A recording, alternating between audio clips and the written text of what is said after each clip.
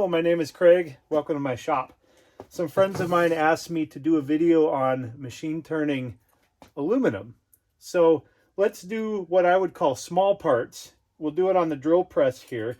This is a situation where the exact precision placement of these doesn't matter that much. Your eye is going to be pretty close. If we were doing something like a large firewall, I'd probably want to use a milling machine where you have a table where you can dial in X, Y's to the nearest thousandth.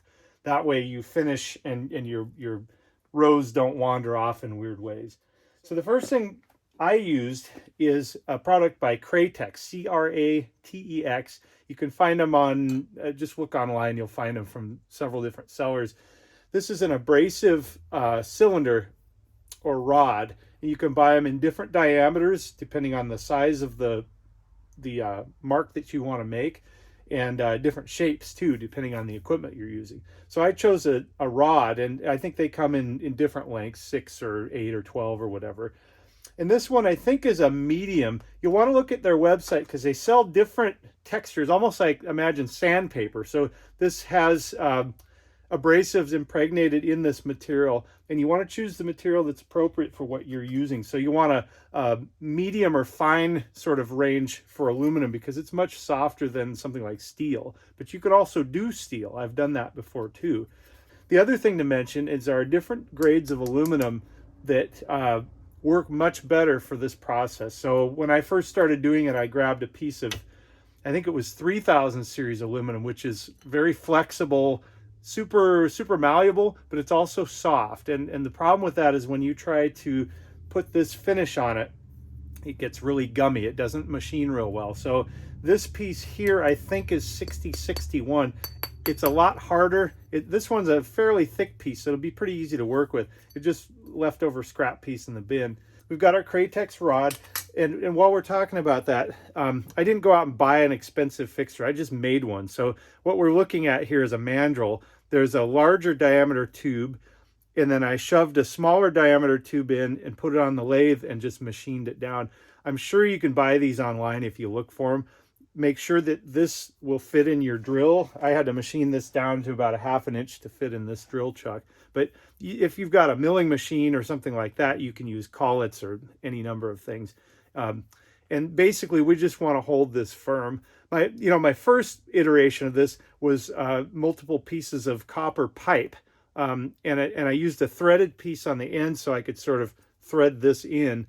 The problem I found with the copper is it's a little flexible, and when you go to bite down with these jaws of the chuck, it can deform, and then you start making holes that are wider than you want because it gets off center. So I really like the steel mandrel. We have a simple hose clamp here that pinches, I don't know if you can see that, there's a little slot on either side that I cut with a bandsaw so you can kind of pinch down and secure this. Another thing with safety, make sure if you use a hose clamp with a big tail like this, that the direction of spinning is like this, because if you spin it, if you have it the other way and you spin it, it's going to catch you. It's a safety hazard. So just be thinking about that. The other thing I want to do, I want to make sure this table is clean. I usually do a lot of metal drilling here, and I don't want that residue to scratch this up, because what if you want it double-sided? You don't want to have a bunch of grit on your table. You can see this is pretty dirty. So I want to make sure this doesn't have any burrs on it. I can feel them right here. We want to get these burrs off of here because any irregularities in this surface are going to show up when you go to overlap this. This stuff's going to cut into that abrasive and cause weird patterns. Also, if you've got holes, like for example in a plate or a firewall or something, you want to make sure the edges are chamfered. There's no weird stuff in the hole that could grab, because it'll really leave a mark on especially aluminum because it's so soft. So you want to make this uniform. So I'm going to do that right now. I'm going to plug in my flapper wheel. Another thing you could use is a wire wheel. Also, if you have a piece that's got deep scratches, you want to get those out because this isn't going to cut that deep. We're basically just applying a swirl to the surface. So if you have like a deep gouge in here, you're going to want to take a tool like this and smooth that out, get it to like a kind of a dull finish, and then you'll be able to polish it up with this thing. Okay, got my gloves on. Let's give this a whirl.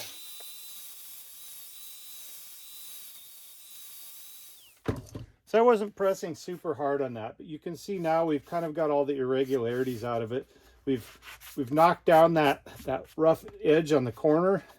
So let's see what we can do here. We want to set this up so we are right against the edge. That'll give us about half of an overlap here. And that ensures that we have a complete circular pattern on anything that might be revealed in this first pass. It may not be totally necessary, but let's do it anyway.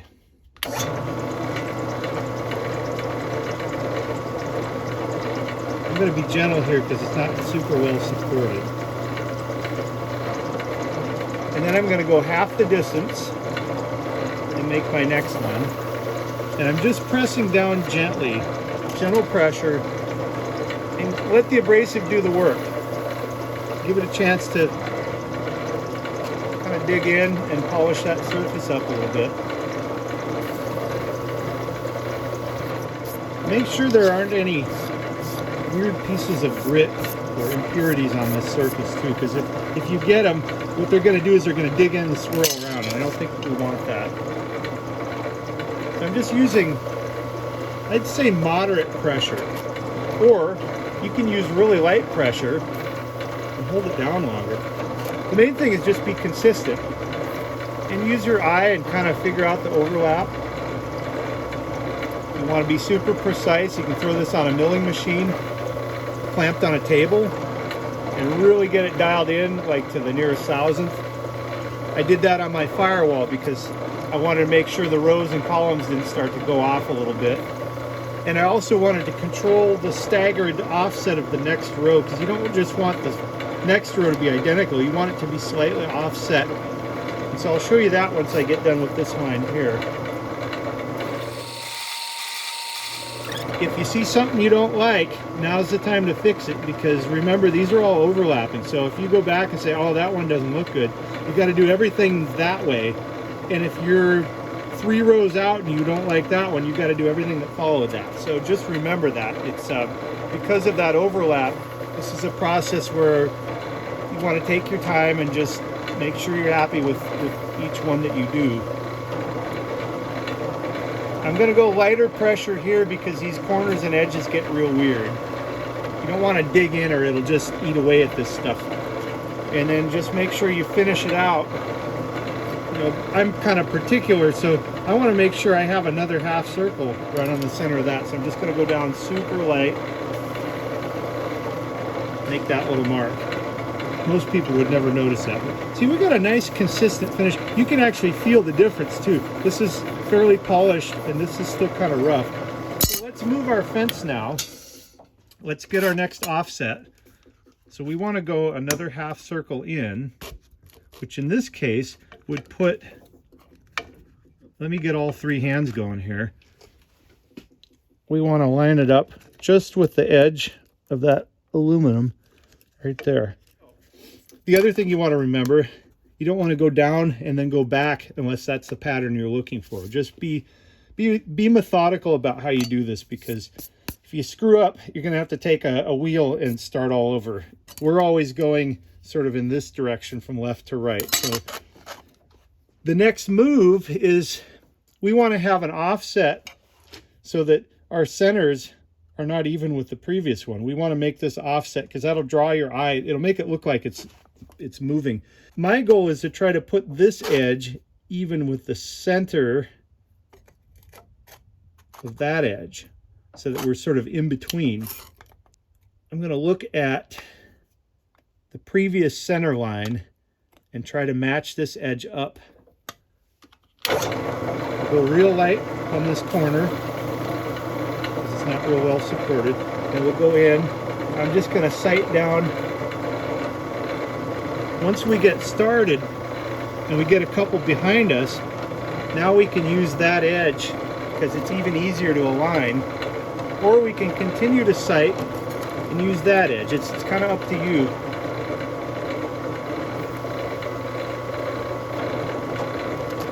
We're almost completely erasing what came before. And remember to just let the abrasive do the work. You don't need to press super hard. You can see I'm just kind of using fingertips. That one I didn't like, so I'm going to be very careful. I'm going to go back and just give it a little bit more time.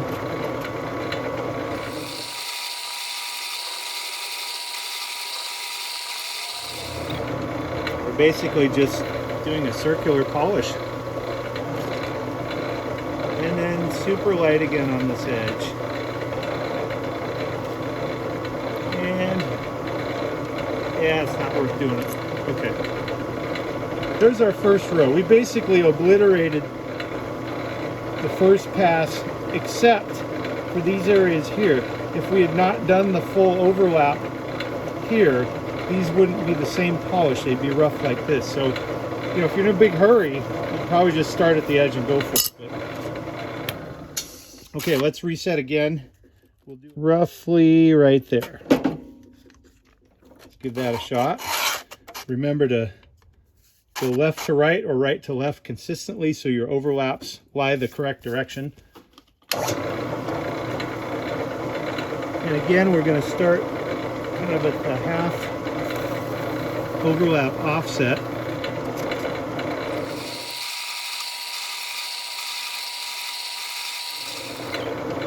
I've seen other people do this with different techniques. You know, before they had products like Kratex rods, you could use something like a wooden dowel and some grinding paste and basically achieve the same results, just that you would have to keep reloading the grinding paste to make sure that dowel had some grip to it. If you're doing really little stuff, you could potentially glue some sandpaper to the end of a dowel. As long as you didn't push too hard or spin too fast, that would probably work. End up making a Swiss watch. Oops. Gotta go real easy right there. It's trying to kick it out. There we go. Okay. So you can see we're well on our way.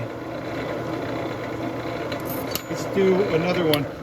And we want to finish this off. We want to get to the point where our last row is no more than half the diameter so that we can complete this surface.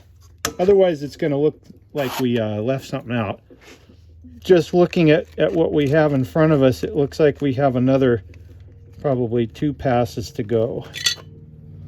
So let's give that a shot. And of course, this is round, so it's a little bit more challenging to get dialed in, but we're doing okay.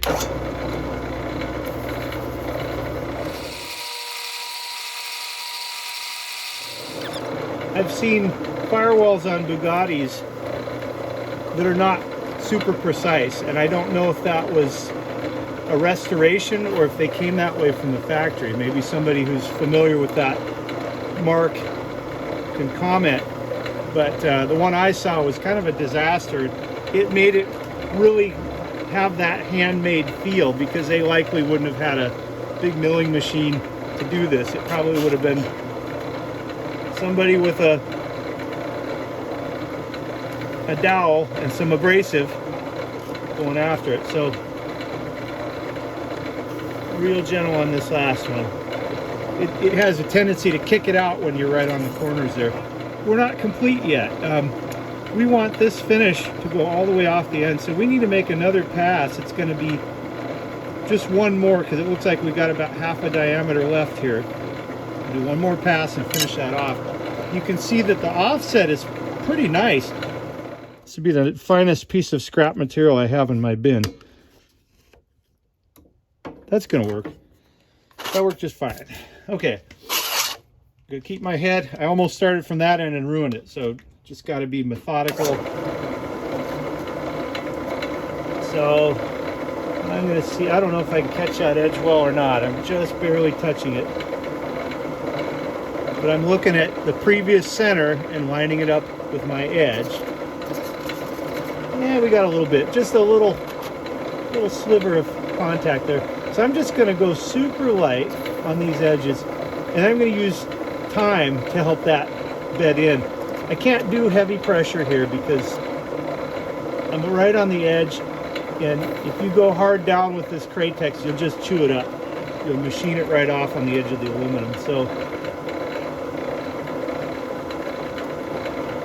I'm just going to do it that way.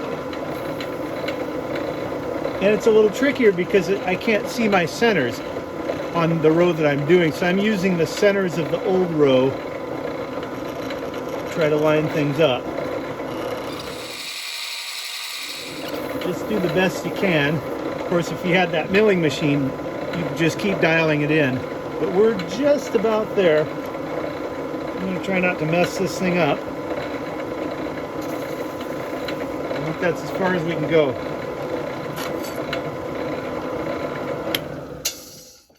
So there it is. It just has a wonderful feel. You almost want to run your hand on it. It's just such a neat texture. And you'll notice, like, if you do this on a car or something and you take it to shows, people want to touch it. And that's fine, as long as they don't take their wedding ring and scratch the heck out of it. That's how you do it. So let's go over and take a look at the car that I did this on. I posted, I think there's a bunch of galleries on Facebook, and there's some videos in my YouTube channel where you can see more detail on the car. But for the sake of this video, let's just go take a look at the car. Okay, this is the 1938 MG. It's based on a TA chassis, and the body is based on a 34 Q-type. It's a brand new aluminum body. This chassis had lost its original body. In fact, it lost its original everything. It was just a chassis and 2 axles when I bought it. So great candidate for this kind of TA special project because it could never be an original car again. So I tried to use period correct accessories and pieces wherever possible.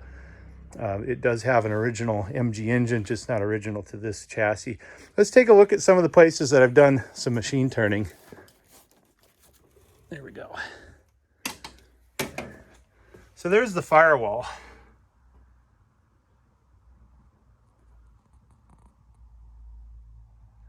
What I love about this is normally a pre-war MG, like a P-Series, would have like a snowflake galvanized firewall. And when I got this firewall, it was just a blank piece of aluminum with some surface scratches and layout marks. So I thought it would just be fun to spice it up a little bit. And this was very rewarding. It took some time to do, but it worked out well. I think this is 600 thousandths offset. So they're just a little wider than half overlap. It kind of opened up the pattern, and I like the way it laid. So that's what I chose on this one. And then you can see the columns have a downward offset as you move further over, and they stay fairly precise. You can look at them at various angles and they just lay perfectly. The nice thing about the milling machine I used was, you can use that table to dial those in. The disadvantage with using a small milling machine is that the reach on the head isn't big enough to do this whole surface in one setting. So I had to reset 6 times. And it's important when you do that to think about your overlap and layout. I did apply this texture to this radiator fan adapter. This is an electric cooling fan. I made an adapter taking advantage of existing holes here.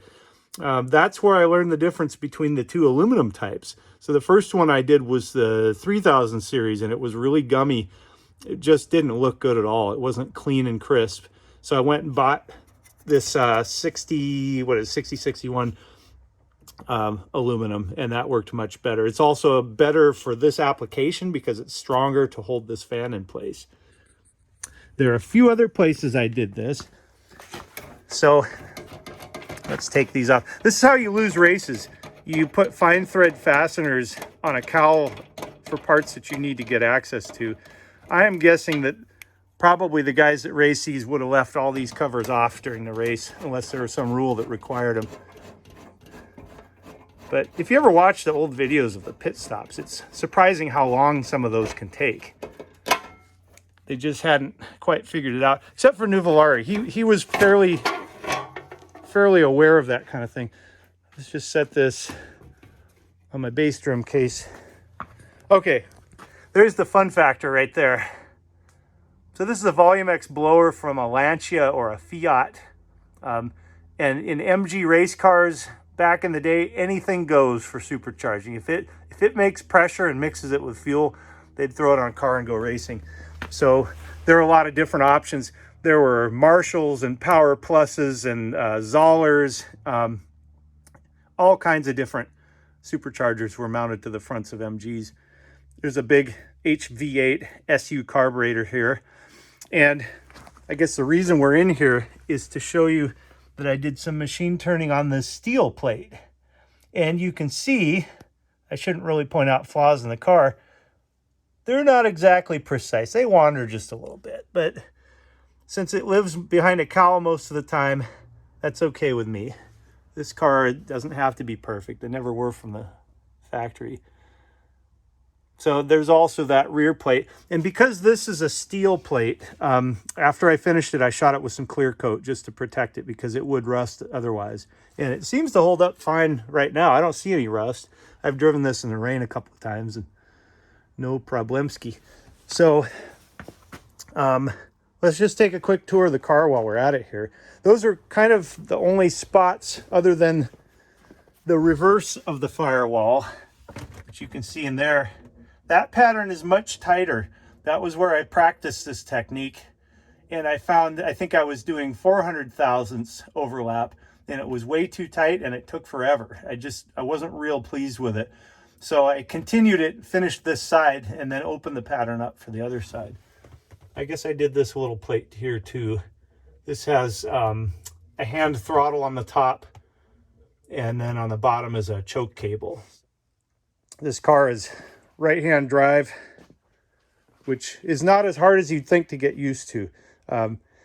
I've seen British cars of this era that are converted to left-hand drive, and to my eye, they just kind of look weird, which is weird to say for an American because you know, ideally we would want to be on the left-hand side of the car, but this car is so narrow, you're basically in the middle of the lane anyways. You don't really notice it.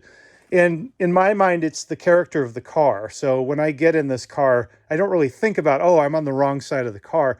You just get in it and drive it. And because it comes with all sorts of other worries, like who's going to kill you at each intersection, because you're fairly exposed in a car like this. This body is just wire-edged aluminum, and it's only fastened here at the firewall with this bracket, and back here at these uprights with the swiveling trunnion, because the chassis flex is part of this whole suspension. So if you stiffen up the chassis, it's hard to keep the wheels on the road. So you let the chassis flex, and you sort of isolate the body somewhat so that it doesn't have to flex all over. Otherwise, it'll oil can, and it's just kind of not the best practice. If you push on the side, you can see I've got these big foam rubber trim pieces, and they're very flexible. So the chassis and floorboards can do all this movement. And you'll find that's kind of a surprise when you drive one of these for the first time. The seat and the floorboards and the chassis are doing their little dance under you, and it feels like something's broken in a bad way, but it's okay. That's the chassis doing its job. Side exit exhaust pipes. These were also supplied with this body. They wanted to make sure that the cutouts in the body fit precisely, and so they had a spare chassis and an engine. They had my cylinder head and supercharger, and then fabricated all this. The only thing I had to do is I had to heat this and give it the curvature to line up with the body, because every body is a little bit different width. You kind of start with the seats, figure out what the narrowest seat is that you can live with. And the further forward you shove these mounts here, the more the body can bulge out to accommodate a wider seat.